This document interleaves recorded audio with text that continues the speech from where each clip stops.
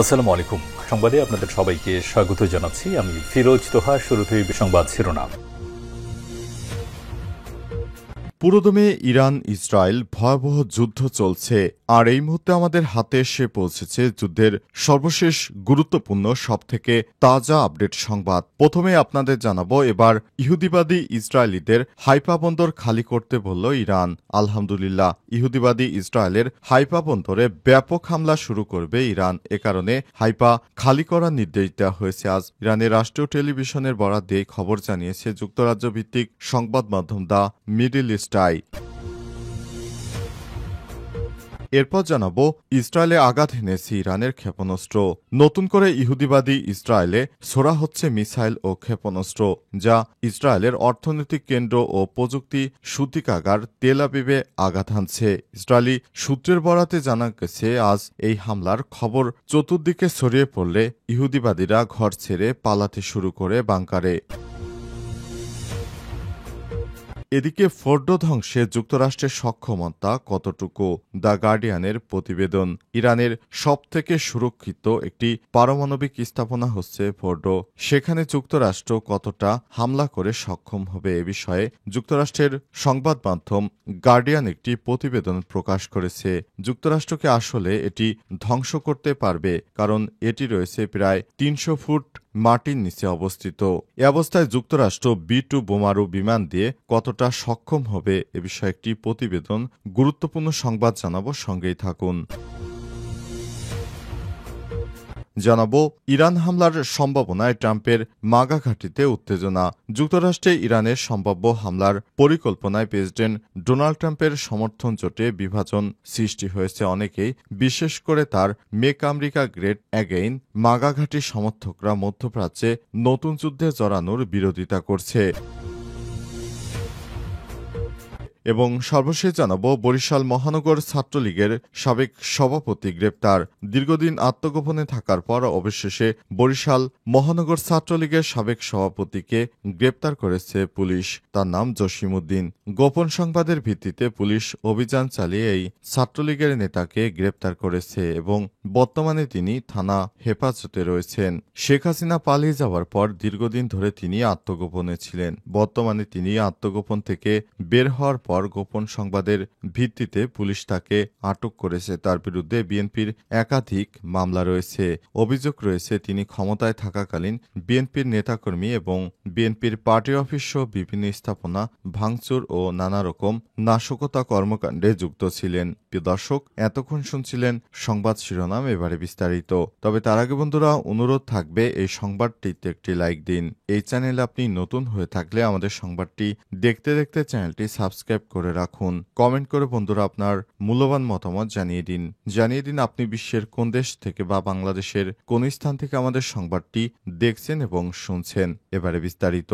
আর বন্ধুরা, Iran Israel যুদ্ধে আপনি কোন দেশকে সমর্থন করেন কমেন্ট করে জানিয়ে দিন। এবার ইসরায়েলিদের হাইফা খালি করতে বলল ইরান। ইসরায়েলের হাইফা বন্দরে ব্যালিস্টিক হামলার জন্য সতর্কবার্তা জারি করেছে ইরান। ওই বার্তায় হাইফা শহর খালি করতে নির্দেশ দেওয়া হয়েছে। ইরানের রাষ্ট্রীয় টেলিভিশনের বরাত দিয়ে খবর জানিয়েছে যুক্তরাজ্য ভিত্তিক সংবাদ মাধ্যম দ্য মিডল ইস্ট আই। ইরানের রাষ্ট্রীয় টেলিভিশনের বরাতে সংবাদ মাধ্যমটি বলেছে, কয়েক মিনিট আগে হাইফায় বসবাসরত জায়নিজদের জন্য একটি সতর্কতা জারি করেছে ইরান, যাতে তারা ইরানি ক্ষেপণাস্ত্র হামলা থেকে নিজেদের রক্ষা করতে পারে। টেলিভিশনের ওই ভাষণে ওই অঞ্চলে একটি চিত্র প্রদর্শন করা হয়েছে, যেখানে হিব্রু ভাষায় লেখা ছিল, অনুগ্রহ করে উল্লেখিত এলাকা থেকে অবিলম্বে সরে যাও। পরবর্তী কয়েক ঘন্টার মধ্যে ইরান ইসলামিক প্রজাতন্ত্র সশস্ত্র বাহিনী এ এলাকা ধসিয়ে দিবে। এর আগে ইরানের নতুন করে ছোড়া মিসাইল ও ক্ষেপণাস্ত্র ইসরায়েলের অর্থনৈতিক কেন্দ্র ও প্রযুক্তির সূতিকাগার তেল আবিবে আঘাত হানে। ইসরায়েলি সূত্রের বরাতে সন্ধ্যায় নতুন করে হামলার খবর দিয়েছে মেহের নিউজ। প্রতিবেদনে বলা হয়েছে, ইসরায়েলি সূত্রের বরাত দিয়ে আল মায়দিন জানিয়েছে যে ইরান অধিকৃত ফিলিস্তিনে নতুন করে প্রতিশোধমূলক হামলা শুরু করেছে। ইহুদিবাদী এই গণমাধ্যম আরও জানিয়েছে, ইরানের ক্ষেপণাস্ত্র হামলার পর অধিকৃত ফিলিস্তিনে সাইরেন বেজে ওঠে। ইহুদিবাদী ইসরায়েল ইরানের ক্ষেপণাস্ত্র হামলা প্রতিহত করতে পারছে না। ইসরায়েলে আঘাত হেনেছে ইরানের ক্ষেপণাস্ত্র। ইরানের নতুন করে ছোড়া মিসাইল বা ক্ষেপণাস্ত্র ইসরায়েলের অর্থনৈতিক কেন্দ্র ও প্রযুক্তির সূতিকাগারে তেল আবিবে আঘাত এনেছে। ইসরায়েলি সূত্রের বরাতে আজ সন্ধ্যায় নতুন করে হামলার খবর দিয়েছে মেহের নিউজ। প্রতিবেদনে বলা হয়েছে, ইসরায়েলি সূত্রের বরাত দিয়ে আল মায়দিন জানিয়েছে যে ইরান অধিকৃত ফিলিস্তিনে নতুন করে প্রতিশোধমূলক হামলা শুরু করেছে। ইরান ইহুদিবাদী এই গণমাধ্যম আরও জানিয়েছে, ইরানের ক্ষেপণাস্ত্র হামলার পর অধিকৃত ফিলিস্তিনে সাইরেন বেজে ওঠে। ইহুদিবাদী ইসরায়েলের অবস্থা খুবই খারাপ হয়ে গেছে।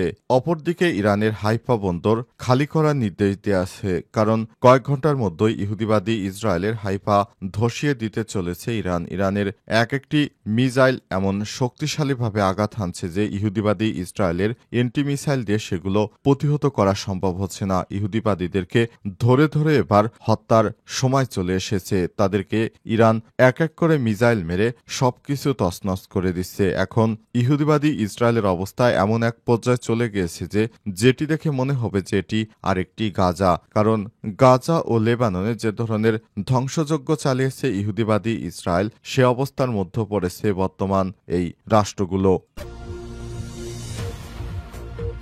গার্ডিয়ানের প্রতিবেদন, ইরানের ফোর্ডো পারমাণবিক স্থাপনা ধ্বংসে যুক্তরাষ্ট্রের সক্ষমতা কতটুকু? মধ্যপ্রাচ্যের সর্বাত্মক যুদ্ধে জড়িয়ে পড়ার আশঙ্কা তৈরি হয়েছে। মার্কিন প্রেসিডেন্ট ডোনাল্ড ট্রাম্প ইরানের পরমাণু স্থাপনা ধ্বংসের জন্য প্রয়োজনে মিলিটারি হস্তক্ষেপ ব্যাপারটি বিবেচনা করছে, তবে এখন পর্যন্ত চূড়ান্ত ঘোষণা নিয়ে অস্পষ্টতা রয়ে গেছে। অবস্থায় এখন আলোচনার কেন্দ্রবিন্দুতে রয়েছে ইরানের ফোর্ডো পারমাণবিক স্থাপনা। ইরানের পারমাণবিক কর্মসূচি ধ্বংস করতে হলে এই স্থাপনাটি ধ্বংস করার বিকল্প নেই। যুক্তরাষ্ট্র কি স্থাপনাটি ধ্বংস করতে সক্ষম এনে বিশ্লেষণ করছে দ্য গার্ডিয়ান। ইরানের পবিত্র শহর কোমের কাছাকাছি স্থানে ফোর্ডো পারমাণবিক স্থাপনা অবস্থিত। এর মূল লক্ষ্যগুলো মাটির নিচে প্রায় ৮০ থেকে ৯০ মিটার বা প্রায় ২৬০ থেকে ৩০০ ফুট গভীরে অবস্থিত। এটি ধ্বংস করতে যুক্তরাষ্ট্রকে B-2 বোমারু বিমান ব্যবহার করতে হবে। এই বিমান ৩০,০০০ পাউন্ড অর্থাৎ ১৩.৬ টন বিস্ফোরক সমৃদ্ধ বোমা বহন করতে সক্ষম। এই বোমা ৬০ মিটার গভীরে লক্ষ্যবস্তুতে ধ্বংস করে দিতে পারে, ফলে একবারের চেষ্টায় স্থাপনাটি ধ্বংস হবে না।